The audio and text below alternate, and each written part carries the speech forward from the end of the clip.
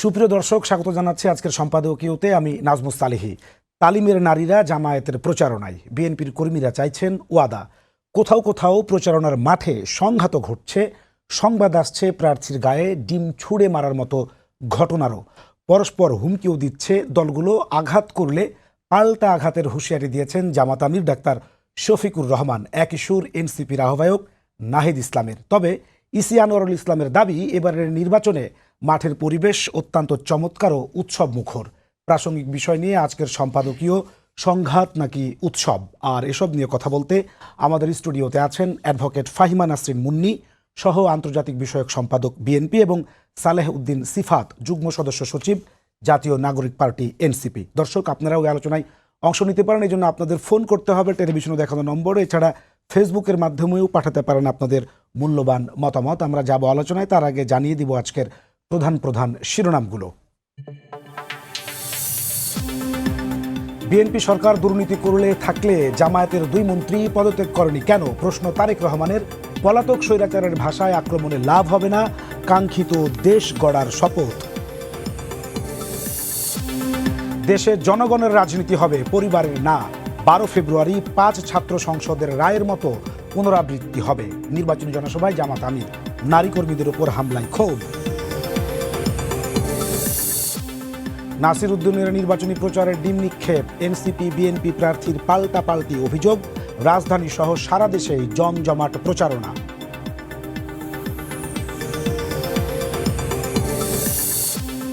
পার্বত্য চট্টগ্রামে ইন্টারনেট না যাওয়ার দায় বিগত সরকারের। যোগাযোগ ও স্বাস্থ্য খাতেও হয়নি উন্নয়ন। ই লার্নিং সেন্টার কার্যক্রম উদ্বোধন করে বললেন প্রধান উপদেষ্টা। এবং অভ্যুত্থানের প্রথম শহীদ আবু সাঈদ হত্যা মামলার যুক্তিতর্ক উপস্থাপন শেষ। রায় ঘোষণা যে কোনো দিন। 30 আসামির সর্বোচ্চ সাজার প্রত্যাশা প্রসিকিউশনের।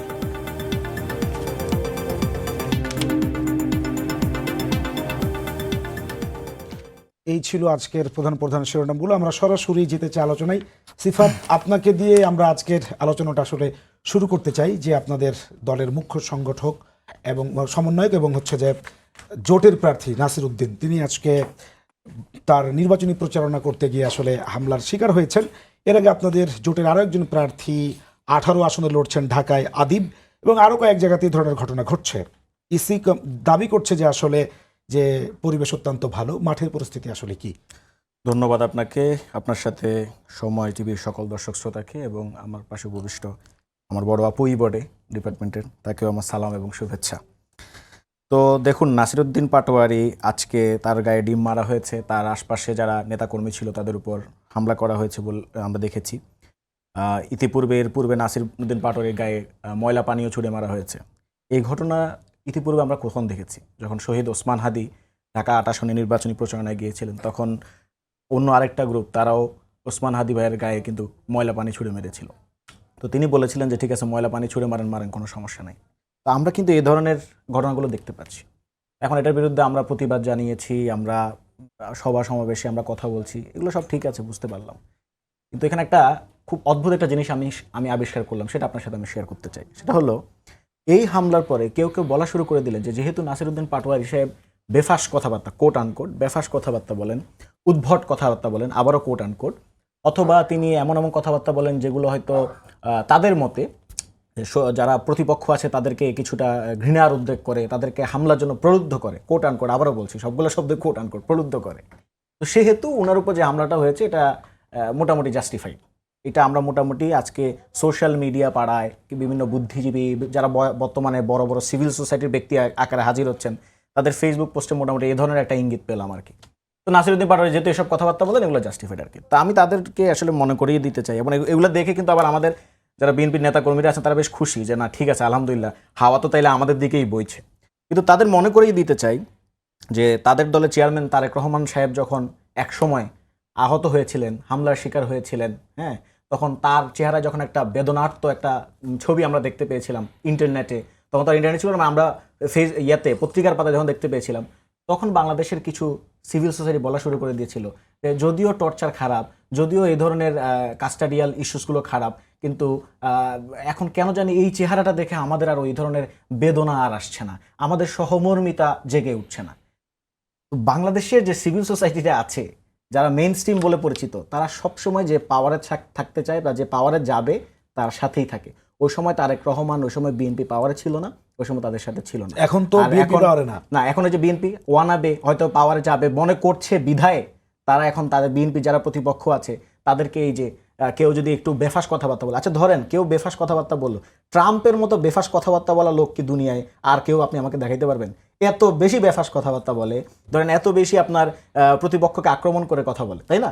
আপনি প্রতিদিন দেখবেন যে কোনো আপনি আমেরিকান যে কোনো নিউজ আউটলেট দেখেন পাবেন। এখন ইস্যুটা হচ্ছে আপনি গণতান্ত্রিক চর্চাটা কখন, কেউ যদি বেফাস মন্তব্য করেও যতক্ষণ পর্যন্ত না সে শারীরিক অ্যাসল্ট করছে, ফিজিক্যালি আপনাকে অ্যাসল্ট করছে, আপনি তো তাকে ফিজিক্যালি অ্যাসল্ট করতে পারেন না। তো এই জিনিসটাকেও কিন্তু এখন জাস্টিফাই করা হচ্ছে। আবার দেখেন নাসিরউদ্দিন পাটোয়ারির বেলায় বলা হচ্ছে এটা, কিন্তু আরিফুল ইসলাম আদিব যিনি হামলা শিকার হয়েছেন ঢাকা 18 আসনে, তার ব্যাপারে আবার বলা হচ্ছে আসলে কি বিএনপির লোকজন হামলা করেছে কিনা। তাহলে চিন্তা করেন, মানে ইস্যুটা হচ্ছে তারা প্রিডেটার মাইন্ড, অলরেডি তারা বায়াস, দে আর বায়াস, তারা বোঝার চেষ্টা করতেছে যে কাকে কিভাবে ঠেকানো যায়। আপনি সিভিল সোসাইটির কথা আপনি বলছেন, কিন্তু প্রশ্নটা ওইখানে না। তাহলে কি মাঠে প্রশ্নটা হচ্ছে, হ্যাঁ আমি আসতেছি, মানে আমি তো এটা জাস্ট একটা আসপেক্ট বললাম আর কি। প্রশ্নটা হচ্ছে আপনি মাঠের অবস্থা কি? তো মাঠের অবস্থা এরকমই। আপনি কিছুক্ষণ আগে একটা কথা বললেন না যে তালিমের নারীরা, দেখেন বিএনপির পলিসি মেকিং পর্যায়ের অনেকেই কিন্তু বারবার বলে যে আমাদের দল দেখেন জামাত জোটের নারী প্রার্থী হচ্ছে 2 জন, আর বিএনপি জোটের নারী প্রার্থী কিন্তু অনেকে আছে। তার মানে রাজনীতিতে নারীদের অংশগ্রহণ নিশ্চিতে বিএনপি বেশ ভালোভাবে কাজ করে যাচ্ছে। তো এখন জামাতের যেই নারীরা ধরেন তালিম করে, সে ধরেন তালিমে গিয়ে ভোটও চাইলো, হ্যাঁ আমি মেনে নিলাম, অনেকে বলছে, বিএনপির লোকজন বলছে যে তারা চেয়েছে, ভোটার আইডি কার্ড চেয়েছে এবং সঙ্গে বিকাশ নাম্বার চেয়েছে, যদিও এটা কোনো প্রমাণ এখন পর্যন্ত আমরা পাই নাই। যদি প্রমাণ থেকেও থাকে তাইলে ধরেন ছাত্র দলের লোকজন সাকসু নির্বাচনের মতো একটা ইস্যুতে তারা ইসি কার্যালয়ে গিয়ে এক ধরনের হট্টগোল করেছে না। যদি আসলেই প্রমাণপত্র থেকে থাকে তাহলে আপনি কি মনে করেন ছাত্রদল ওইটা করতো না? অবশ্যই করতো। বিএনপির লোকজন করতো না? অবশ্যই করতো। তার মানে আসলে ওই ধরনের কোনো প্রমাণপত্র পাওয়া যায়নি। যদি পাওয়া যায় তাহলে তাদেরকে ওখানে ইসি কার্যালয়ে যেতে বলেন। কিন্তু সেটা না করে তারা দেখা গেল যে হামলার শিকার হচ্ছে আমাদের এই জোটের যারা নারীরা আছে, তারা বিভিন্ন জায়গায় হামলার শিকার হচ্ছে। এবং আজকে একজন বিএনপি নেতার বক্তব্য দেখলাম, এত অত্যন্ত গর্হিত একটা বক্তব্য, বলেছে জামা টেনে ছিঁড়ে ফেলবে। আমি ওইটা উচ্চারণ করতে চাচ্ছি না, জামা টেনে খুলে ফেলার কথা বলেছে। এই ধরনের মন্তব্যের পরে বিএনপির যারা পলিসি মেকিং পর্যায়ের লোকজন আছেন তারা যখন বলেন যে তারা নারীদের জন্য স্পেসটাকে খুলে দিচ্ছেন বা নারীদের জন্য স্পেসটাকে তারা স্প্রেড করছেন, না আপনি করছেন না, কারণ আপনি জাস্ট আপনার দলের নারীদের হয়তো করছেন। মুন্নি আপার কাছে শুনেছি, মুন্নি আপা আজকে জামাতের নায়েবে আমির ডাক্তার সৈয়দ আব্দুল্লাহ মোহাম্মদ তাহের তিনি সংবাদ সম্বোধন করে বলেছেন যে তাদের দলের নারী কর্মীদের উপর পরিকল্পিত হামলা করা হচ্ছে। সালেউদ্দিন সিফাতও কিন্তু সেটা এনেছেন। আপনি জানেন, এর আগে আমি যদি পাপিয়া আপার কথা বলি, আপনার দলের একজন নেতা, তিনি কিন্তু বলেছেন যে যদি কেউ আসে ভোট চাইতে এইভাবে তালিমের নামে, তাহলে আপনারা মানে 999 কল করে তাদেরকে ধরিয়ে দিন। এবং ফেসবুকে একটা বক্তব্য খুব ভাইরাল হয়েছে, সেটি হচ্ছে একজন বিএনপির নেতা, তিনি বলছেন যে যদি এরকম আসে তাহলে তার পোশাকের কথা বলা হচ্ছে, তিনি খুলে ফেলবেন। একদিকে আপনারা নারী অধিকারের কথা বলছেন এবং নির্বাচনের মাঠে নারীদেরকেই হ্যাসেল বা আপনার নির্যাতনের অভিযোগ। এটা দুই একজন হয়তো, বা বিএনপি তো বড় দল, এখন কে কি কমেন্ট করেছে, কিন্তু বিএনপি দল হিসেবে আমরা কি বলছি, কিংবা জামাত দল হিসেবে তারা নারীদের সাথে কি করছে, বিষয় হচ্ছে সেটা। এখন দেখেন, আমরা যখন বলছি যে 5% জুলাই সনদে, যেহেতু আমরাও সই করেছি, জামাতও করেছে, এনসিপি করেনি, যে 5% নারীদের দেয়া হবে সংসদে সরাসরি নির্বাচনে, তো সেখানে বিএনপির বেলায় হয়তো কিছুটা কম আছে, আর জামাত একজন নারী সদস্যকেও কম্পিটেন্ট মনে হয়তো বা করেনি, যেই কারণে দেয়নি। এখন জামাত নারীরা যাচ্ছে, জামাতের নারীরা ঘরে ঘরে বিকাশ নাম্বার এবং অন্যান্য এনআইডি নাম্বার এগুলো চাচ্ছেন। সোশ্যাল মিডিয়াতে তো এগুলো বহু আছে, বহু ভিডিও, তো সেগুলো চাওয়া এটা অত্যন্ত সিফাত বলছেন পার্সোনাল। যে সেই বিষয়টা আসলে প্রুফ বা প্রমাণিত না, এটা সেটা প্রমাণ হবে, যেটা আমরা দেখেছি। আমরা জানি যে মিরপুরের একটা ঘটনায় যেটা হয়েছে, সেখানে তো এলাকার লোকজনই এসে কথা বলেছে, ওই নারীর যিনি হাজবেন্ড উনি এসে আপনার কথা বলেছেন। এখন হয় কি, নারীর ক্ষমতায়ন, কিংবা আমাদের দলের প্রধান যেহেতু আমাদের দেশনেত্রী বেগম খালেদা জিয়া ছিলেন, যাকে গণতন্ত্রের মাদার অফ ডেমোক্রেসি বলে বলা হয়, তো এখন নারীদের বেলায় তাদের যেই রকম কথাবার্তা আমরা দেখছি, এই প্রথম তারা যে রকম একটা সমাবেশের ডাক দিয়েছে, তো সেটা তো ভালো কথা। তারা জামাত তো বলে যে তাদের পুরুষ নেতাকর্মীর চেয়ে তাদের নারীদের সংখ্যা অনেক বেশি। আচ্ছা, তাই যদি হয় জামাতে নারীদের সংখ্যা বেশি, তো তাই যদি হয় একজন নারী প্রার্থীও তাদের খাতায় কেন আসলো না? একজন নারী প্রার্থীকে কেন তারা মনোনয়ন দিল না? একজন নারী প্রার্থীকে মনোনয়ন দিলে তখন না একটা কথা বললে বোঝা যেত। তাছাড়া 71-এ আপনার 2 লক্ষ মা বোনের যে আপনার শ্লীলতাহানি ধর্ষণের শিকার হয়েছিল, যুদ্ধ শিশুদের জন্ম হওয়া, তো সেখানেও তো আপনার যে স্পেসিফিক অ্যালিগেশনগুলো আছে, তো সেখানে সুনির্দিষ্ট ওই সব অভিযোগ, সেখানে আপনার জামাতে ইসলামের যেই একটা এমন একটা নেতাকর্মী তারা সামরিক আধা সামরিক বাহিনীতে যোগ দিয়েছিল এবং গণহত্যার মতো অভিযোগ, যেগুলোতে তাদের অভিযুক্ত মানে শান্তি বাহিনী বলুন, শান্তি কমিটি বলুন, এগুলোর যে অভিযোগগুলো আছে সেগুলো নিয়েও তো তাদের কথা বলতে হবে, সেটা নিয়েও তো তাদেরকে সেগুলো নিয়ে খোলাসা কথা বলতে করতে হলে হবে। তো জামাতের সঙ্গে তো বিএনপির দীর্ঘদিন ধরে তো ভালো সম্পর্ক ছিল। শুনেন। বিএনপি তাদেরকে মন্ত্রী বানিয়েছে, নিশ্চয়ই। যাদেরকে রাজাকারের দায়ে বা যুদ্ধাপরাধের দায়ে দণ্ডিত করা হয়েছে, ফাঁসির রায় কার্যকর হয়েছে, তাদের গাড়িতে জাতীয় পতাকা তো বিএনপি তুলে দিয়েছে। আপা দেখেন, জামাত বিএনপির ভোটের এলাই, কেবল ভোটের এলাই ছিল মাঠে তার মানে ভোটের জন্য দীর্ঘদিন। সবকিছু ঠিকঠাক। শুধু ভোটের কোনো আদর্শিক আমাদের মিল কখনো কোনোদিন ছিল না, ভোটের জন্য এখনো আপনি নেই, যুদ্ধাপরাধের সঙ্গে এখনো নেই, জোট হতে পারে, ভবিষ্যতেও থাকবে না। জামাত আওয়ামী লীগের সাথেও জোটবদ্ধ ছিল, জামাত জাতীয় পার্টির সাথেও ছিল। কাজেই যাকে যখন দরকার জামাত তার সাথেই তার উপরই ভর করেছে।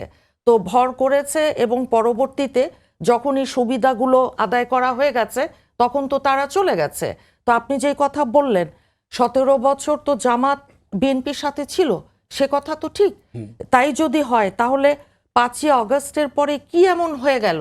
ভূমিকম্প হয়ে গেছে নাকি? কি হয়ে গেছে যে জামাত বিএনপিকে এই ভাষায় আক্রমণ করছে, এই রকম কথাবার্তাগুলো বলছে? তারা কি ভুলে গেছেন যে আমাদের দেশনেত্রী, আমরা বিএনপির দল, আমরা যে দীর্ঘদিন ধরে টক শোতে আসছি, কথা বলছি, জামাতের জন্য যত কথা আমরা শুনেছি, আওয়ামী লীগের, আপনার এখানেও আওয়ামী লীগ বসতো, আমার এই পাশেও আওয়ামী লীগ, চতুর্দিকে I was surrounded by Awami League and ফ্যাসিবাদ, আপনার চ্যানেল সহ বলছি। তো কাজেই এখন এমন একটা অবস্থা হয়ে গেল যে তারা ফ্যাসিবাদ, তারা পালিয়ে গেল, আওয়ামী লীগ ফ্যাসিস্ট পালিয়ে গেল। তো এখন তারা আমাদের পেছনে কেন লাগলো? কারণ একটাই, তারা মনে করছে যে বেশ অনেক দিন পর তাদের যেহেতু রেজিস্ট্রেশনের ব্যাপার ছিল দলের, তারপর আপনি যেটা বললেন, হ্যাঁ মামলা মোকদ্দমা ছিল তাদের, সেটা তো আমাদেরও ছিল, হাজারের ওপর গুম, হাজার হাজার খুন, আমাদের কি নেতাকর্মী, আমরা আমাদের দেশনেত্রীর বিরুদ্ধে 36টা মামলা, আমাদের চেয়ারম্যান সাহেবের বিরুদ্ধে প্রায় 80টা মামলা। কাজেই এটা বললে তো হচ্ছে না। তারা এখন এমন একটা মানে মনে হচ্ছে কারচুপির একটা নির্বাচনের দিকে তারা যেতে চাচ্ছে, যেখানে পোস্টাল ব্যালটের আমরা যে অবস্থা দেখলাম বাহরাইন, কুয়েত সহ মধ্যপ্রাচ্যের দেশগুলোতে, সেখানে টার্গেট করে এবং যেই মানুষগুলো পেয়েছে পোস্টাল ব্যালটে দাঁড়িপাল্লা একদম উপরে ফার্স্ট রোতে, আর আপনার ধানের শীষকে খুঁজতে হচ্ছে। এবং ভোট কেন্দ্রে আমরা দেখতে পাচ্ছি যে ইসলামী ব্যাংক ট্যাঙ্ক এরকম যারা থাকার কথা, এবং তারা জামাত বলছে যে সেনাবাহিনী সহ আইন শৃঙ্খলা বাহিনী তাদেরকে কেন্দ্রে প্রবেশ না করবার জন্য ছোট ছোট দলগুলোর পোলিং এজেন্টদের নিয়ে নিচ্ছে। আর এখন বেশি উপস্থিতির মাধ্যমে প্রত্যেক বুথে অল্প অল্প পরিমাণ ভোট কাটা হবে, শুনতে তো পাচ্ছি আমরা। এটা তো বাংলাদেশটা তো শুনতে পাচ্ছেন, হ্যাঁ তার শুনতে বিরুদ্ধে পাচ্ছি। কি আসলে কোনো গুরুত্বপূর্ণ প্রমাণ সহ কোনো কিছু করা যাচ্ছে নির্বাচন কমিশনে? দেখেন, এখন নারীদের মাধ্যমে এনআইডি কার্ড সংগ্রহ করা, জামাতের নারীদের মাধ্যমে ভোটের তথ্য যেগুলো সংগ্রহ করা, এটার মূল উদ্দেশ্যটা কি? এটার মূল উদ্দেশ্য তো একটাই, তারা কি চাচ্ছে? তারা চাচ্ছে যে অতীতে আপনি দেখবেন 12টা নির্বাচন আমরা যদি ধরে নেই, কিন্তু 12টার যাই হোক, এটা 4টা নির্বাচন তো একদমই বাদ, রাতের ভোটের নির্বাচন, ওগুলো নির্বাচন হয়নি। তো তাদের ভোটের পার্সেন্টেজ ছিল 4% থেকে 8%। কেবল 91-তে তাদের ভোটের পার্সেন্টেজ বেশি ছিল, সম্ভবত 18 আসন না পেয়েছিল তারা। হ্যাঁ তাদের পার্সেন্টেজ ছিল 12.something, হ্যাঁ বেশ বেশি। আচ্ছা, এখন মনে করেন আপনি আরো বেশি ভোট আমরা তাদেরকে দিয়ে দিলাম, কিন্তু তারা আমাদের পায়ে পাড়া দিয়ে, জামাত যারা আমাদের সাথে ছিল এত অকৃতজ্ঞ যে তারা আমাদের 17 বছর একসাথে থেকে এখন এমন একটা হালুয়া রুটির একটা পাওয়া গেছে যে তারা এখন আমাদের পায়ে পাড়া দিয়ে নানান রকম কথাবার্তা বলছে, নানান রকম কথাবার্তা শুনছি আমরা। কিন্তু জামাতের আমির সাহেব উনি তো আগে কখনো সংসদে যেতে পারেননি, ডাক্তার মানুষ, কোথায় ওনার চেম্বার, কোথায় প্র্যাকটিস করেন আমরা সেটা জানতে চাইবো, যেহেতু উনি নির্বাচনে এসছেন। এবং 91-তে থেকে 3বারে মোট ভোট পেয়েছেন, 91, 96, 2001 মিলিয়ে 47,961। আর আমাদের দেশনেত্রী তো একবারে 5টা আসন থেকে নির্বাচন করেছেন। এখন উনি তো জীবনে কোনোদিন নির্বাচনে হারেন নাই, আর উনি তো কোনোদিন নির্বাচনে জিতেন নাই। একেবারে ছোট্ট করে যদি বলতেন মাঠের যে অবস্থা, সেই জায়গাটা যদি একটু বলতেন, যে মাঠের অবস্থাটা সংঘর্ষের দিকে যাচ্ছে। আমরা সংঘর্ষ চাই না, সংঘর্ষ চাই না। আপনারা দেখছেন যে আজকে তো নাসিরউদ্দিন পাটোয়ারি অভিযোগ করেছে বিএনপির বিরুদ্ধে। হ্যাঁ, করেছে এবং সেখানে ব্যাপারে আপনাদের মানে কি বলবেন? আপনি তো জানেন যে সেই ব্যাপারে আমাদের ওই ঢাকা 8 আসনটা যেখানে ওসমান হাদিকে হত্যা করা হলো, এবং ঢাকা 8 আসনে বিএনপির 77 সন থেকে নির্বাচন করেন মির্জা আব্বাস। এখন মির্জা আব্বাস এই নামটা তো খুব পরিচিত, ওয়েল নোন, প্রত্যেকটা মানুষ বাংলাদেশের জানেন। তো ওনার মতন এরকম এত সিনিয়র একজন মানুষ, ওনাকে ব্যক্তিগতভাবে যারা চিনে, যেহেতু আমি দল করি আমি তো চিনি যে অত্যন্ত চমৎকার একজন মানুষ উনি। ওনাকে এমন কোনো কথা নেই যে তারা বলেনি চাঁদাবাজ, গডফাদার, না এই ধরনের সিফাত সেটা বলছিলেন যে কথা বললেই কি হামলা করা যায়? একদম না, একদম না, কখনো না। উনি কোনোদিন হামলা করবে এটা হয় না, কারণ ওনার কোনো রেকর্ড নাই অতীতের যে ওনার কোনো অপোনেন্ট দাঁড়িয়েছে। এখন তো আর আওয়ামী লীগ নাই, এখন সে দাঁড়িয়েছে, তারা করছে, এমন কোনো প্রতিপক্ষ নাসিরউদ্দিন পাটোয়ারি ভালো, কিন্তু উনি ভোটের মাঠের কথা বলছি আমি, ভোটের মাঠে মির্জা আব্বাস ভাইয়ের সাথে সে কি হবে না হবে সেটা দেখা যাবে। পায়ে পা দিয়ে ঝগড়া বাঁধানো এটা কোনো ভালো কথা না। আর আব্বাস ভাইয়ের মতন সিজন পলিটিশিয়ান উনি কোনোদিন এই কাজটা করবে না। একটা লাইন শুধু বলবো, কারো কোনো কর্নারের ভিন্ন কোনো এজেন্ডা, নির্বাচনটাকে মেলাইন করা, নির্বাচনটাকে না হতে দেয়া, নির্বাচনের মাঠটাকে নষ্ট করা, নির্বাচনে ঝামেলা তৈরি করার জন্য অনেক কিছু করতে পারে। আমাদের সবাইকেই সাবধান থাকতে হবে। এই ঘটনাও কি আপনি তারই অংশ মনে করেন? আমি এটা বাংলাদেশের মানুষ যারা আমরা দেখছি ঢাকা 8 আসন, হ্যাঁ, এবং মির্জা আব্বাস ভাই যাকে আমরা সবাই চিনি, সম্মান করি, সমীহ করি, তো ওনার মতন সিজন একজন পলিটিশিয়ানকে মেলাইন করা, এইরকম কথার তো ভাই দরকার নেই। ভোট করতে আসছেন, ভোট করেন, নির্বাচন করেন, দেখেন না। সিফাত, আপনি শুনছিলেন মুন্নিয়াপার কথা, যদি আপনার কোনো কিছু যুক্ত করার থাকে তাহলে করতে পারেন, অথবা আমার একটা প্রশ্ন আছে। যে আপনি দুটোই করেন, মানে প্রশ্নটাও করেন, আমি উঠে হ্যাঁ, আপনাদের দক্ষিণাঞ্চলের মুখ্য সংগঠক হাসনাত আব্দুল্লাহ বলেছেন যে প্র্যাকটিস ম্যাচ শুরু হয়ে গেছে হামলার মধ্য দিয়ে, সামনে ইসির অনেক বড় চ্যালেঞ্জ। ইসি কি আসলে কোনো দায়িত্ব পালন করছে? ইসির দায়িত্বের জায়গা তো আমরা আসলে যে দায়িত্বশীল ভূমিকা সেটা তো আমরা দেখতে পাচ্ছি না। ধরেন নির্বাচন আচরণবিধি লঙ্ঘন করার কারণে নাহিদ ইসলামকে শোকজ করা হয়েছিল, আমরা দেখেছি আর কিছুদিন আগে। তো একই আসনের প্রার্থী এবং নাসিরউদ্দিন পাটোয়ারিকেও করা হয়েছে। জি, নাসিরউদ্দিন পাটোয়ারিকেও করা হয়েছে, কিন্তু একই আসনের প্রার্থী ওই দিন doctor M.A. Qayyum most probably, উনাকে কিন্তু আমরা ওই ধরনের শোকজ করতে দেখিনি, কিন্তু অথচ উনিও কিন্তু আচরণবিধি ভঙ্গ করেছেন আর কি। আবার ধরেন নির্বাচনী আচরণবিধিতে স্পষ্ট লেখা আছে যে দুপুর 2টা থেকে রাত 8টার মধ্যে হচ্ছে সকল আপনি যা যা করার সবকিছু আপনি মাইক টেক ব্যবহার করে এই সময়টুকুর মধ্যেই কিন্তু আপনার প্রচারণা চালাইতে পারবেন। তো আমরা দেখতে পাচ্ছি যে তারেক রহমান সাহেব উনি কিন্তু বাংলাদেশের বিভিন্ন জেলায় যাচ্ছেন এবং বিভিন্ন জেলায় কিন্তু সভা সমাবেশ করছেন, এবং সেটা অনেক সময় গভীর রাত পর্যন্ত কিন্তু সভা সমাবেশটা হচ্ছে, সেখানে কিন্তু মাইকটা ইউজ করা হচ্ছে। নির্বাচন আচরণবিধি অনুযায়ী নির্বাচন কমিশন যেহেতু একটা দলের প্রধান নাহিদ ইসলামকে শোকজ দিয়েছেন, তাহলে নির্বাচন কমিশন কি আর একটা দলের প্রধান জনাব তারেক রহমানকে সেই শোকজটা দিতে পেরেছেন কি? তো ফলে আসলে নির্বাচন কমিশনের যে আচরণ সেটা কি আসলে প্রশ্নবিদ্ধ কেন, এটা আমাদের জনগণই ঠিক করবে। জনগণ দেখতে পাচ্ছে সবকিছু ক্লিয়ার। এখন আপা যে কথাটা বলেছেন যে আসলে এটা আমিও প্রথমে উত্তর দিয়েছি যে বেফাস মন্তব্য হইতে যদি আপনি মনে করেন যে বেফাস মন্তব্য করে ফেলেছে, তো এটা তো উত্তর তো আপনার পলিটিক্যাল, কেউ যদি আপনাকে ভার্বালি অ্যাটাক করে এটার উত্তর হবে ভার্বালি, আপনি ওটাকে পলিটিক্যালি আনসার করবেন, পলিটিক্যালি কাউন্টার করবেন। মির্জা আব্বাস কিন্তু ওটাকে ডিফেন্ড করছেন, তিনি কিন্তু বলেছেন যে কিন্তু আমরা এই ল্যাঙ্গুয়েজটা আমরা খুবই পরিচিত, এই ল্যাঙ্গুয়েজের সাথে যে সিম্প্যাথি পাওয়ার জন্য কেউ নিজের উপর নিজে হামলা করেছে। আগে এই ল্যাঙ্গুয়েজ কারা দিত আপনি কিন্তু জানেন। আগে এই ল্যাঙ্গুয়েজ কারা ইউজ করতো, আমি আপনাকে একটা কথা মনে করে দিতে চাই, আজকে আমার এই মুহূর্তে মাথায় আসলো যে ঢাকা বিশ্ববিদ্যালয়ে যখন কেন্দ্রীয় ছাত্র সংসদ নির্বাচন হইলো তখন নুরুল হক নুরু, আক্তার হোসেন সহ আরও কয়েকজন মিলে একবার সলিমুল্লাহ মুসলিম হলে গিয়েছিল কোনো একটা ইস্যুকে ঠেকাইতে, ছাত্রলীগের কোনো একটা অন্যায় অনিয়মকে ঠেকানোর জন্য। সেই সময় তাদেরকে ডিম হামলা করা হয়েছিল, ডিম ছুঁড়ে মারা হয়েছিল। তখন এই ডিম ছুঁড়ে মারা নিয়ে ছাত্রলীগ এবং তাদের কালচারাল উইং মজা নিয়েছিল যে দেখো যে ডিম ছুঁড়ে মারছে, এটা নিয়ে হাউকাউ করা শুরু করে দিয়েছে, কান্নাকাটি করা শুরু করে দিয়েছে।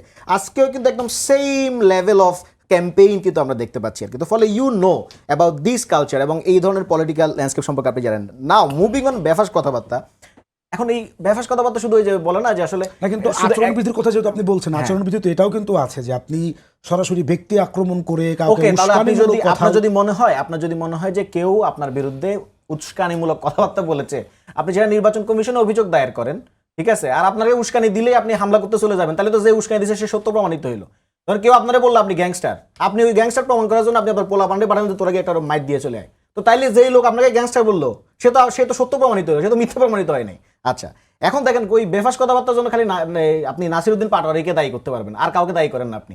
অথচ মির্জা ফখরুল ইসলাম আলমগীর সাহেব কিছুদিন আগেও বলেছেন যে এই শেখ হাসিনা চলে গেছে, উনি যদি থাকতো অন্তত একটা গণতান্ত্রিক ব্যবস্থা চালু থাকতো। এটা প্রত্যেকটা মিডিয়া কিন্তু নিউজ ঠাকুরগাঁওতে বলেছেন, আপনিও দেখে থাকবেন। আচ্ছা, এই মন্তব্যকে আপনি কিভাবে দেখবেন? আমরা যারা জুলাই অভ্যুত্থানের সাথে জড়িত, বিএনপি নিজেও তো জুলাই অভ্যুত্থানের সাথে জড়িত, তো মির্জা ফখরুল ইসলাম আলমগীর সাহেব যখন বলেন একটা গণতান্ত্রিক ব্যবস্থা চালু থাকতো যদি শেখ হাসিনা থাকতো, তাহলে কোন গণতান্ত্রিক ব্যবস্থার কথা বলছেন? যেই গণতান্ত্রিক ব্যবস্থার কারণে বিএনপির মাঠ পর্যায়ে এতগুলো মানুষজন, এতগুলো নেতাকর্মীরা গুম খুনের শিকার হয়েছে, সেই গণতান্ত্রিক ব্যবস্থার কথা বলছেন? যেই গণতান্ত্রিক ব্যবস্থার জন্য দেশনেত্রী বেগম খালেদা জিয়া তিনি হচ্ছেন ধুকে ধুকে মরতে হয়েছে, চিকিৎসার অভাবে কারাগারে যেতে হয়েছে, সেই গণতান্ত্রিক ব্যবস্থার কথা তিনি বলছেন মির্জা ফখরুল ইসলাম আলমগীর সাহেব, নাকি তিনি সেই গণতান্ত্রিক ব্যবস্থার কথা বলছেন যেই গণতান্ত্রিক ব্যবস্থার জন্য জনাব তারেক রহমান সাহেব প্রায় 1.5 যুগেরও বেশি সময় ধরে বাংলাদেশে আসতে পারেন নাই? তো ফলে এই যে কথাবার্তাগুলো, আবার ধরেন আমাদের আব্বাস সাহেব তিনিও কিন্তু মাঝে মাঝে গুলো বলেন যে উনি নাহিদ ইসলামকে, নাসিরউদ্দিন পাটোয়ারিকে ওনাদেরকে দল মনে করেন না, তো ওনারা বলেন যে বাচ্চা কাচ্চা, ঠিক আছে। তো এই ধরনের মন্তব্যকে আপনি কি করবেন? এখন আমি যদি মনে করি যে এটা আমাদের জন্য অত্যন্ত ডিমিনিং হয়েছে, অত্যন্ত অমর্যাদাকর হয়েছে, আমি এটা মনে করতে পারি না। আবার ধরেন আমি কিছুদিন আগে দেখলাম যে আপনাদের সাবেক অ্যাটর্নি জেনারেল আর কি, যিনি হচ্ছে আবার বিএনপি থেকে বর্তমানে নির্বাচনে প্রার্থিতা করছেন, তিনি কোনো এক জনসভায় গিয়ে বলেছেন এভাবে যে আওয়ামী লীগ একটা আদর্শের নাম, জামাত এনসিপি সহ কারা কারা আদালতে ফাইল করেছিল আওয়ামী লীগ নিষিদ্ধের জন্য, তো তিনি ওটার নিজের অ্যাকাউন্টসটা বর্ণনা করতে গিয়ে বলছেন যে আওয়ামী লীগ একটা আদর্শের নাম। উনারা যখন এই সকল মন্তব্য করেন, তাও আবার অভ্যুত্থানের পরে, একটা রক্তক্ষয়ী অভ্যুত্থানের পরে, যারা অভ্যুত্থানটা আমাদের বিরুদ্ধে অবস্থান করে গুলি করেছে, মানুষজনকে হত্যা করেছে, এই কথাগুলো বলার পরে আমাদের উপর দিয়ে কি যায়? আমরা কি এগুলোকে এগুলোকে আমরা ইস্যু বানাই যে এটা বেফাস মন্তব্য করেছে? তো সুতরাং সবাই দোষটা দেখে নাসিরউদ্দিন পাটোয়ারির, কিন্তু অন্যদের দোষগুলো কিন্তু আর কেউ দেখছে না, সবগুলো কিন্তু ধামাচাপা পড়ে গেছে। আরেকটা যেটা আপা বলেছেন পোস্টাল ব্যালট নিয়ে, এবং শফিক রহমান ইস্যুতে বলেছেন যে শফিকুর রহমান এমপি হন নাই। আমি যতটুকু জানি তারেক রহমান মোস্ট প্রবলি এখন পর্যন্ত এমপি হন নাই, হয়েছে কিনা আমি জানি না। নাহিদ ইসলাম তার জীবনের প্রথম ইলেকশন। জি, নাহিদ ইসলামও কিন্তু এখন পর্যন্ত এমপি হন নাই, উনি একটা প্রতিষ্ঠিত উপদেষ্টা হয়েছেন। তো ফলে দুই রহমান এবং নাহিদ ইসলাম, এক ইসলাম, এই তিনজনের জন্য কিন্তু এটা প্রথম ইলেকশন, এবং তিনজন যদি এমপি হন তাহলে প্রথম এমপি হবে। তার মানে এখানে এমপিত্বের এক্সপিরিয়েন্স আসলে কারোই নাই। সুতরাং এটা নিয়ে কাউকে আসলে অ্যাটাক করা ঠিক হবে না। আর পোস্টাল ব্যালট ইস্যুতে অনেক জায়গায় আমরা জবাব দিয়েছি, আর মানে জবাব দিতে দিতে এখন অবস্থা খারাপ। প্রথমত মনে যদি একটু বলতেন, সালাউদ্দিন সিফাত বলছেন যে বিএনপির মহাসচিব তার নির্বাচনী এলাকায় বলেছেন শেখ হাসিনা যদি দেশে থাকতো তাহলে এই মুহূর্তে একটা গণতান্ত্রিক চর্চা থাকতো। এটা হয় কি, রাজনৈতিক প্রতিপক্ষ যে শক্ত, আপনি খেলছেন এখন আবাহনী মোহামেডান, কিংবা খেলা হয় যখন ওয়ার্ল্ড কাপ, বিশ্বকাপ, আর্জেন্টিনা ব্রাজিল, হ্যাঁ, এখন যদি মনে করেন একটা অন্য দেশের সাথে খেললাম, কিন্তু সেটা ওইভাবে উনি মিন করেন নাই। উনি যেটা বলেছেন যে শেখ হাসিনা যেহেতু তার নেতাকর্মীদের ফেলে রেখে পালিয়ে গেছে, তো পালিয়ে গেছে, তার নেতাকর্মীগুলো আছে, তো এখানে রাজনৈতিক প্রতিপক্ষ, একটা কঠিন কম্পিটিশন, রাজনৈতিকভাবেই এই কথাটা হয়তো এসেছে। এটাকে আরেকটু ভালো এক্সপ্লেনেশন আমাদের মহাসচিব সামনে ইনশাল্লাহ দিয়ে দেবেন যে উনি কি মিন করেছেন, কি বলতে চাইছেন। এখন রাজনীতিতে ভাই অনেক কথাই হয়। জামাতের আমির সাহেবের কথাও তো আমরা শুনেছি আওয়ামী লীগকে নিয়ে, শুনেননি যে উনি বলেননি কত নরম সুরে কথাবার্তা বলেছেন, ভারতকে নিয়েও কথাবার্তা, কোনো প্রতিহিংসা, কোনো কিছুই, শক্ত কোনো কিছু করা হবে না তারা যদি আসতে পারে, এরকম একটা বক্তব্য ওনার। যাই হোক, অনেকগুলো বক্তব্যতেই সুর একই, তাল লয় সব ঠিক রেখেছে আওয়ামী লীগের পক্ষে, সুর ঠিক রেখেছে। তো এখন হ্যাঁ, তো তো বিএনপি ও fascist- জামাত দুইজনও যদি আওয়ামী লীগের পক্ষে সুর তাল লয় সব ঠিক রাখে, সব দায়িত্ব আমাদের তাহলে NCP হচ্ছে যে ঐক্যবদ্ধ না, যে বাংলাদেশের এনসিপি কথা সব বলছেন। দায়িত্ব না। যেই মুহূর্তে এনসিপি জামাতের সাথে গেছে, নাসিরউদ্দিন পাটোয়ারি উনি তো জামাত আর আমাদেরকে নিয়ে ওনার কমেন্টস আছে। এখন তার পরবর্তীতে ছাত্র আমার ছোট ভাই যে বসে আছেন, আর আমরা খুব আশা করেছিলাম নতুন প্রজন্ম তারাই তো নেতৃত্ব দিবে সামনে। তো আমরা আশা করেছিলাম যে তারা আমাদের এই দেশটাকে যে রকম আন্দোলন সংগ্রাম এবং সামনে জুলাইয়ের গণ অভ্যুত্থানের কথা বলছি, এবং সামনে অন্য কিছু আমরা হয়তো দেখব, খুব মানে একটা কিন্তু তারা কি করলো? পজিটিভ সেন্সে বলছি। কিন্তু আজকে খুব দুঃখ লাগে বলতে, কিন্তু তারপরও বলতে হয় তাদের বিরুদ্ধে বহু অভিযোগ তো এসেছে, বিভিন্ন রকম অভিযোগ আছে, দুর্নীতির অভিযোগ আছে। আর সবচাইতে বড় কথা, জামাতের সাথে যাওয়াতে তাদের যে তরুণ ভোটার, তাদের যে একেবারে ভোট ব্যাংক যেটা ছিল সেটা তো আমরা তছনছ বুঝতে হয়ে পেরেছি। গেছে। এখন তো জামাতের সাথে তাদের যাওয়ার কোনো অভিযোগ তো ভোট ব্যাংক তাদের সবাইকে আছে নিতে হবে, কারণ এটা আমরা বিশ্বাস সবাই করি জামাতের না। সঙ্গে যাওয়ার আমি না, সেটা অভিজ্ঞতা না। আছে। না, সেটা না। আমি তাদের নতুন বন্দোবস্তের কথা তারা বলে, নতুন বন্দোবস্ত, দ্বিতীয় স্বাধীনতা বলে না। তো তাই যদি হয় তাহলে আমি জিজ্ঞেস করব আমার ছোট ভাইকে যে তারা যে জামাতের সাথে গেছে সেটা ওনারা তাদের মূল লক্ষ্য আদর্শ এবং জামাতের সেটা উনি পরিষ্কার করে আমাদের আরো বলবেন। অনেক প্রশ্ন ছিল, সামনে কিন্তু আমরা সেটা নির্বাচন দিকে 3 মিনিট, এবং আপনি আর 30 সেকেন্ড বলে আমরা সালাউদ্দিন সিফাতকে আর 2 মিনিট শুনে শেষ করবো আবার। আমি শুনেন, এখন নির্বাচনের এই যে একটা ডামাডোল আচরণবিধি আমরা মেনে চলছি।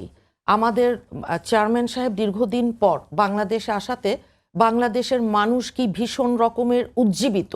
ওনার উপর যে 17 বছর, ইভেন ওনার কথা আপনাদের মতন মিডিয়া সহ সব মিডিয়ায় আইন করে বন্ধ করা ছিল, আইন করে আমাদের সুপ্রিম কোর্ট থেকে আইন করে ওনার কথা কোথাও শোনানো যাবে না, ওনাকে নিয়ে কোনো নিউজ পাবলিশ করা যাবে না, ইভেন সোশ্যাল মিডিয়াতে করলে সেটা পর্যন্ত আপনার আপা, আমরা বুঝতে পেরেছি, আমাদের একেবারে সময় কম। আমরা নজরদারির একটু কবলে সালাউদ্দিন ছিল সেই সিফাতকে ফ্যাসিস্ট শুনে একটু শেষ আমলে। করতে চাই। ঠিক আছে, জামাতের সঙ্গে এনসিপি জোটবদ্ধ রাজনীতিতে গিয়ে আদর্শ বিসর্জন দিয়েছে।